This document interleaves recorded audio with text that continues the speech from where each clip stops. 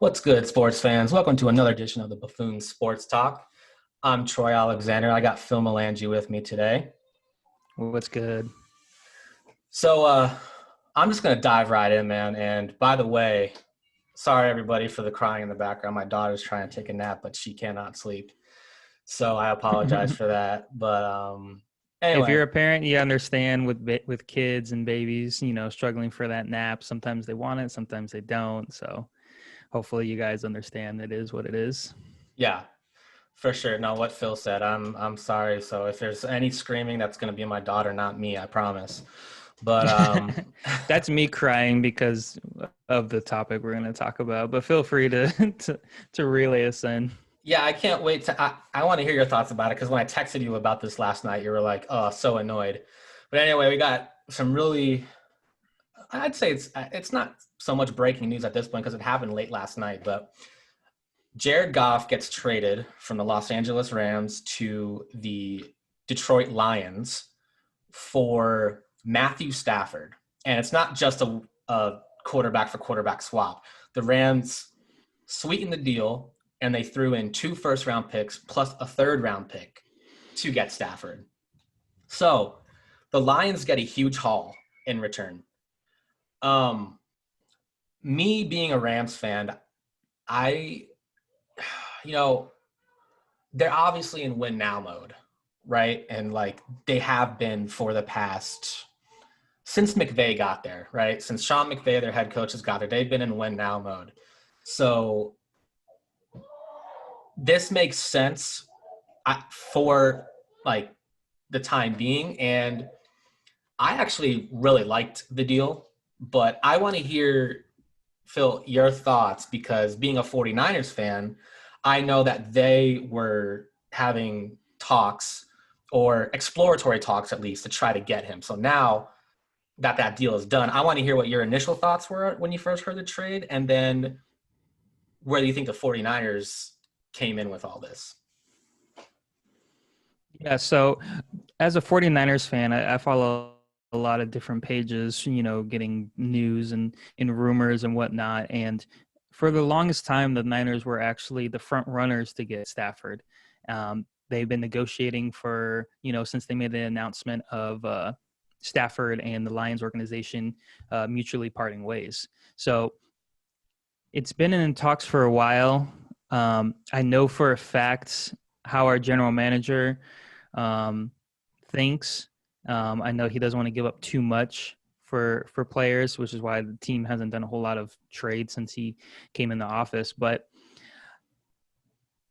I think it was definitely a little disappointing because as a Niners fan, I don't truly think Jimmy G is the answer for the organization. And I think having a veteran like Stafford, who just been on teams that unfortunately aren't that skillful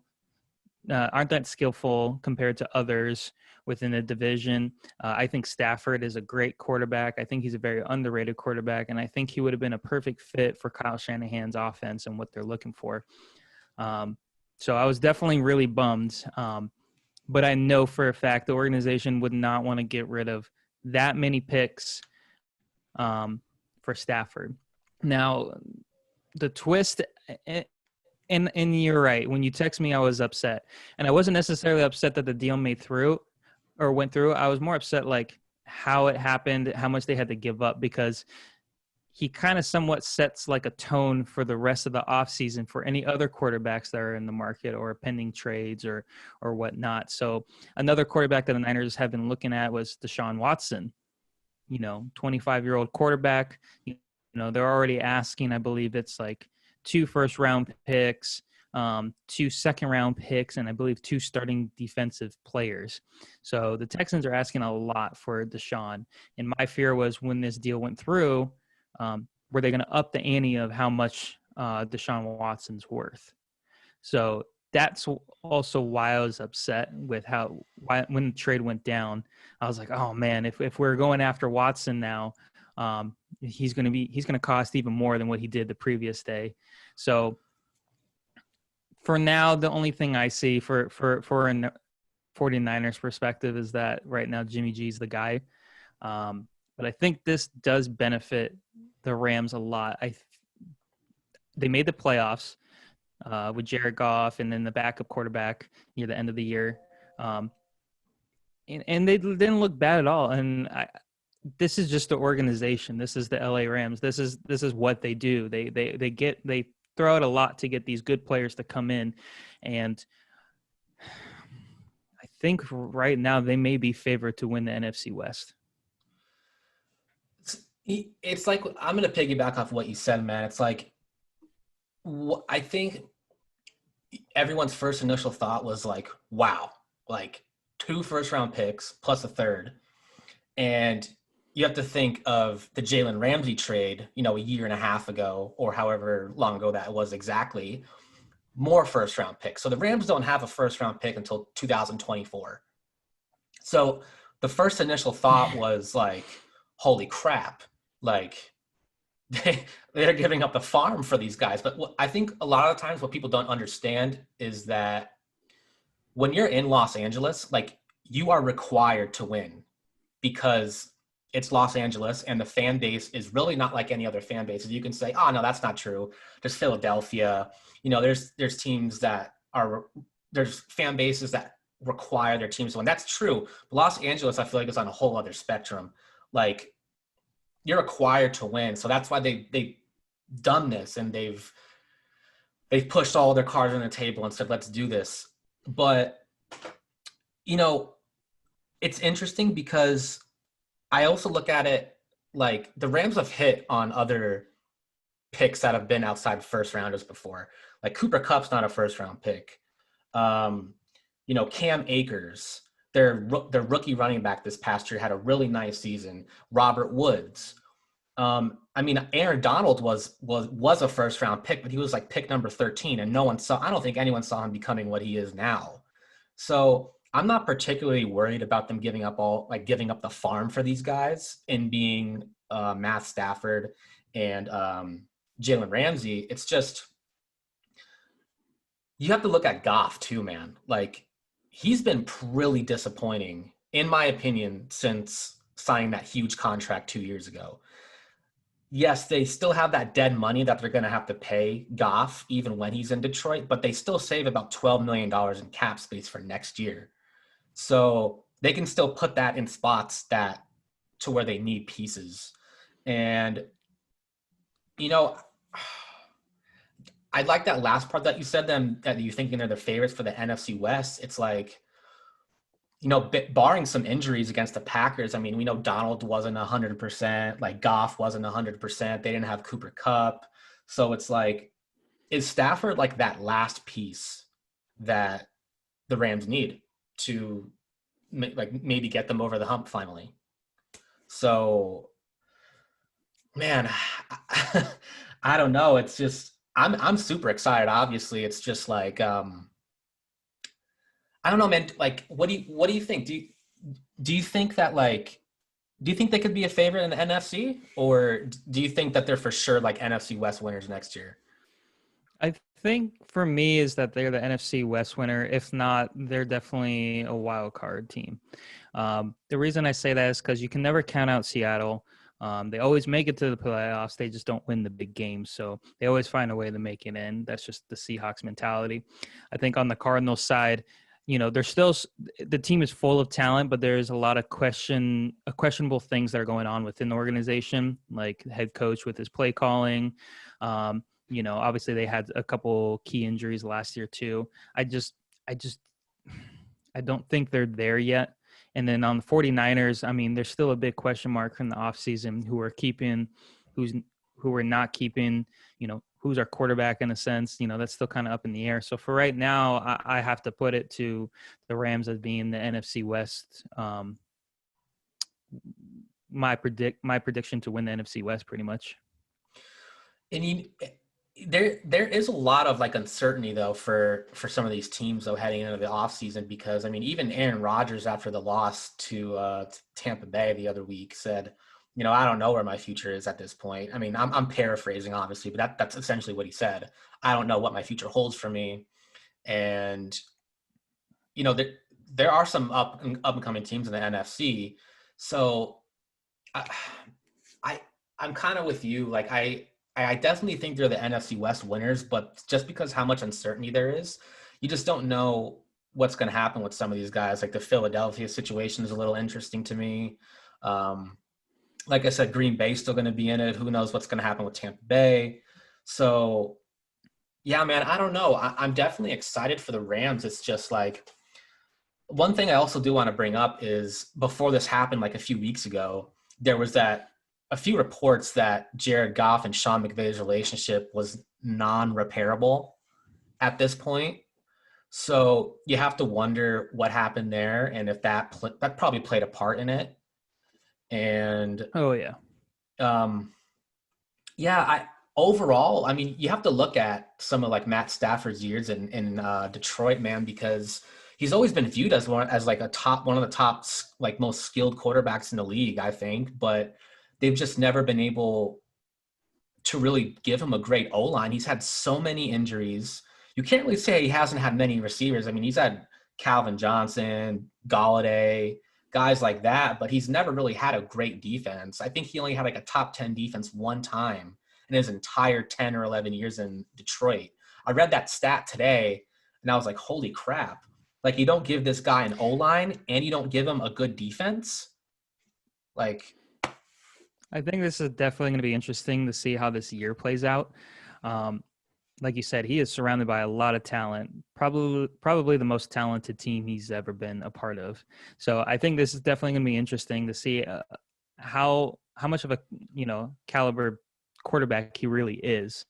Being surrounded by this team, and we'll see if like I said, like we said in the opening intro, I mean, he's a talented quarterback. He's great. He's just been on fortunate, bad teams. I mean, let's be honest, it's a bad organization. They haven't really done a lot to help him out throughout the years. So it's definitely gonna be interesting to see.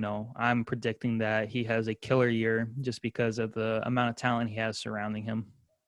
yeah, I mean, to go based on what you said, like you had Matt Patricia in there as their head coach, just bringing in like old ex New England Patriots, signing them for huge deals, and it's like, dude, like they were good in New England, but like, come on, man, like you got to you got to give them more. So yeah, I don't know, man. I think I'm excited for this. I'm just curious about that offensive line for the Rams because like Andrew Whitworth is I think he did sign another deal for like a few more years, but he's their oldest O lineman, but he's probably their best guy in the O line. So you have to I'm just kind of questioning the O line a little bit, but as far as their weapons, I mean I'm excited for Cam Akers, I'm excited for Woods and Cup, and I'm really excited to see what they can do. But Yeah, the one person who's definitely excited about this trade is definitely Matthew Stafford himself. I think he's been wanting to get out of Detroit for some time. It's like I just mentioned, the organization, like they don't help you. You do get some talented players. Don't get me wrong. You mentioned a few, Galladay. They had Marvin Jones, T.J. Hawkinson. He has talent, but it's not in the right place. Like you said, you need to invest in, your defense. You got to invest in your offensive line. They truly never really had a good running back. They just never have. They've had, little shining moments here and there, but that's not going to do anything. They never end up being anything. So they always had to rely on the pass, which made it very obvious to the defensive coordinators from the opposing team what they're going to do, because that's what they relied on the most. So I know Matthew Stafford is definitely excited for this. yeah, and I Who don't wouldn't? care. You're going to LA. You're leaving Detroit and you're going to LA. Yeah, you're going to like 5-degree weather to like 70-degree weather. Like, come on. But it's like Mm-hmm. I don't care what great running back you have. I don't care what great wide receiver you have. I don't care what great quarterback you have. If you don't have a great O line, I don't care. Those players aren't doing much. I mean, unless you're like Calvin Johnson, where you can just throw the ball up to him and he can leap over a dude and catch the ball. Like, I don't care. Like, you put Barry Sanders, the ex Detroit line, behind that current O line, or the O lines that Stafford's had in the past 10 years. Barry Sanders isn't doing much, and I don't think I so anyway. agree. I But totally agree. um, anyway, So we wanted to close this episode with kind of something that we briefly just talked about, being Tampa Bay. We want to talk about the Super Bowl coming up next weekend. So we got the Kansas City Chiefs 2 years in a row back in it against the Tampa Bay Buccaneers. Yawn, yawn, yawn. Tom Brady gets back there again. I wish we could have Jake on this right now so him and I can team up and talk so much smack about him. And yeah, but I'm not going to go there today. So let's let's look ahead to this, because it is exciting, honestly, to see. It's, I don't want to go as, you know what, screw it, I'm going to go this far. It's almost like Michael Jordan versus LeBron James in the finals, because you have the greatest quarterback of all time, not the best, in my opinion, the greatest quarterback of all time against the best quarterback currently in Patrick Mahomes. So first initial thoughts for you when you first saw that matchup that was about to pop off, what were your first initial thoughts?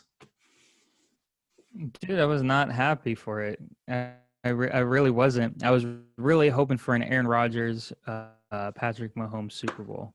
I think a lot of But us I mean, will. this is this. I think a lot of us Yeah, were, man. I was really, pulling for Aaron to win another ring. He deserves it. Um, but it just didn't happen. It just that the Green Bay Packers just have a hard time closing it out in the NFC, championship. They lost last year to the Niners, and then they lost this year to Tampa Bay. But my initial thought, going back to your original question, was I'm not happy about both teams. Um, Definitely, because of last year. I didn't mind Kansas City, until they beat us in the Super Bowl last year.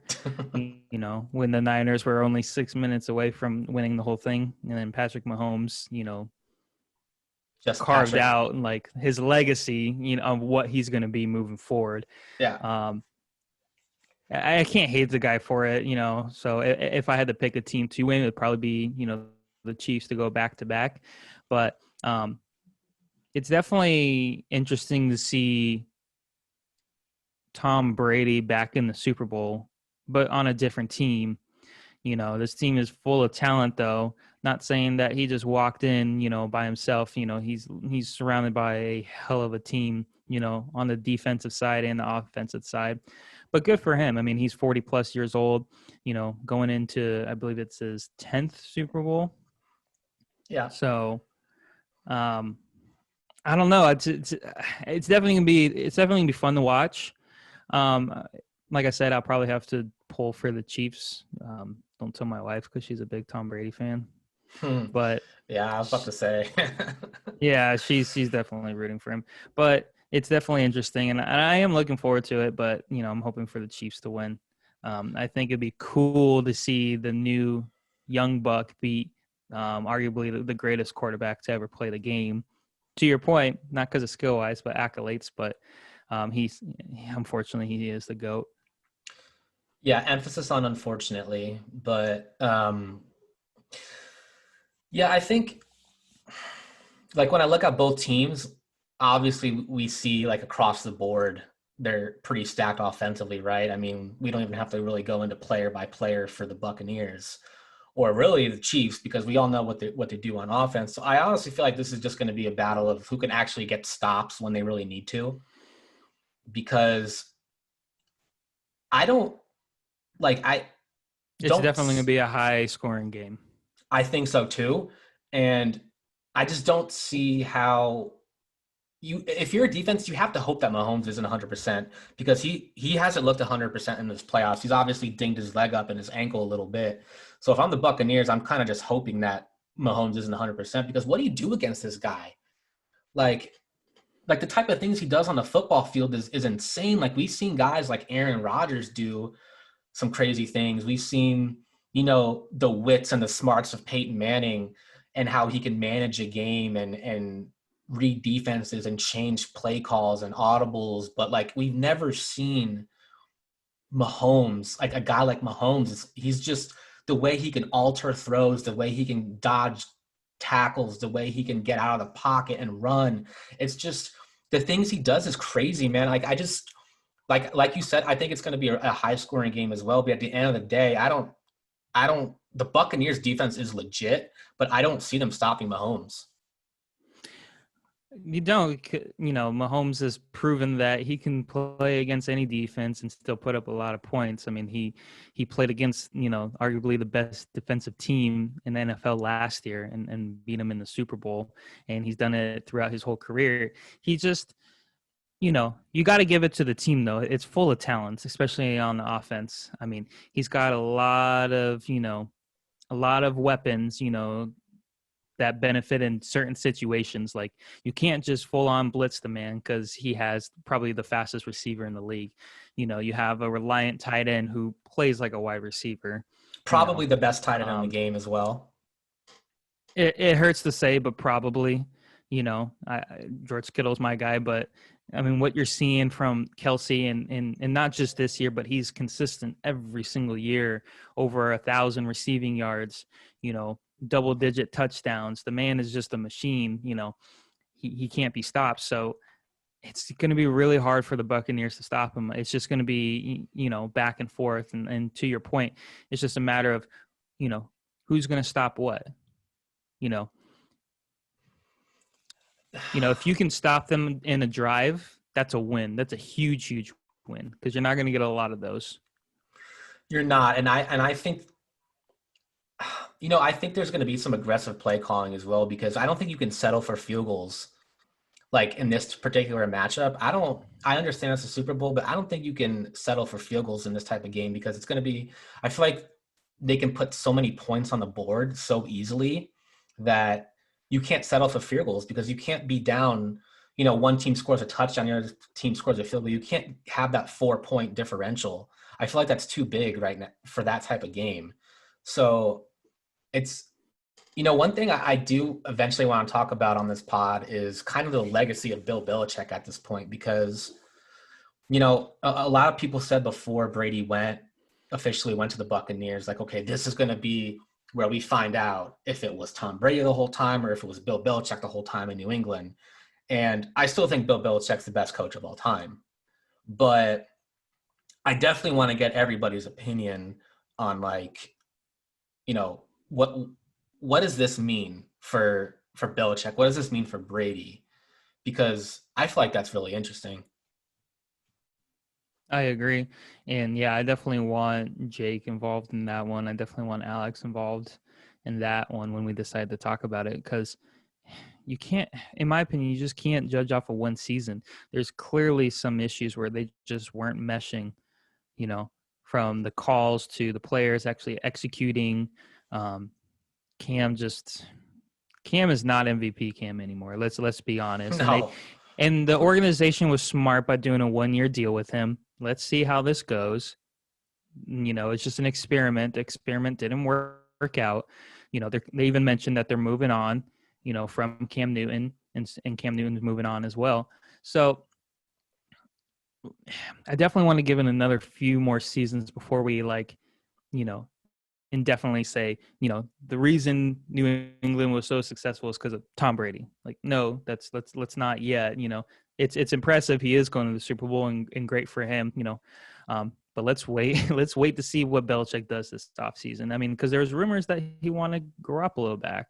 There's still so much time before, we even can, analyze and give our predictions until March hits around, when free agency really occurs, when we see all these signings and we see all these trades going through. It's interesting though, because the Stafford, trade right now is going to be, started everything. So I wouldn't be surprised if we start seeing, more trades happen moving forward. But let's give it a little bit, and I'm sure you agree with that too. I don't think you're ready to toss the win for Tom Brady on this one yet.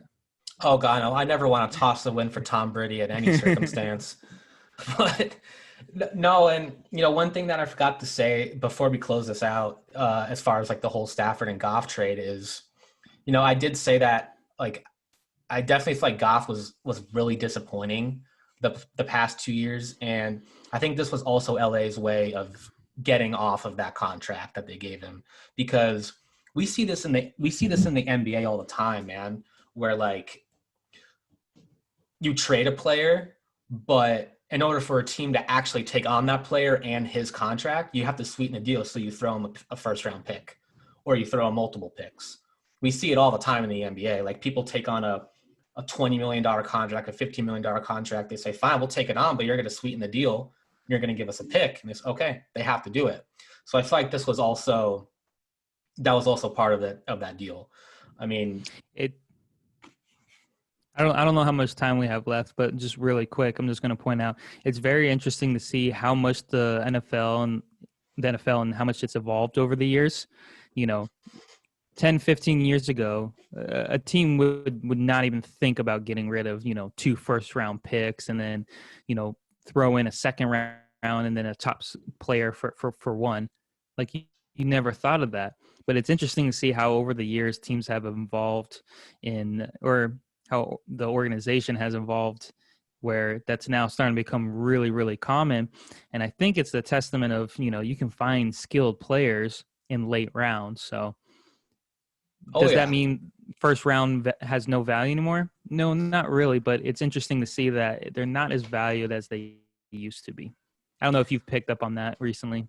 No, I have. And I love this conversation actually, because it does show that you can find so much talent later on in the draft. Like, I hate to use them as an example, but shit, man, look at the Patriots the last 15 years.